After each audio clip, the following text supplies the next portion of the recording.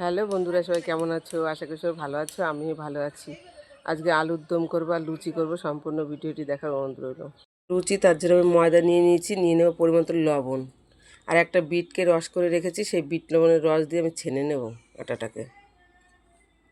ডোটা আমি সুন্দর করে মেখে নিয়েছি, এবার 10 মিনিট ঢেকে রেখে দেবো। তা আলুর দম করবো, তার জন্য আলুটাকে আমি সুন্দর করে কেটে নিয়েছি। সে কড়াই বসিয়ে দিয়েছি, গরম হয়েছে, তেলটাও দিয়ে দিয়েছি। এবার আমি দিয়ে দেবো রাঁধুনি ফোড়ন। এবার কেটে রাখা আলুগুলো দিয়ে দেবো। আলুটা অনেক ভাজা হয়ে গেছে, এবার দিয়ে দেবো হলুদ আর লবণ, দিয়ে দেবো বেটে রাখা শুকনো লঙ্কা, জিরে, আদা। সম্পূর্ণ নিরামিষ রান্না হবে। মশলা থেকে তেল ছেড়ে দিয়েছে, এবার মটরশুঁটিটা দিয়ে দেবো। এবার দিয়ে দেবো পরিমাণ মতন জল।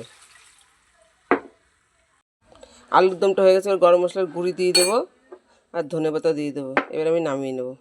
এবার লেচিটা কেটে নিয়েছি, এবার আমি বেলে নেব। সবগুলো এভাবে বানিয়ে নেবো।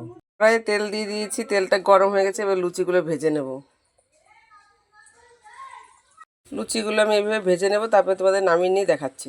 আলুর দম আর লুচিটা আমার হয়ে গেছে বন্ধুরা, দেখো কতটা সুন্দর হয়েছে দেখতে।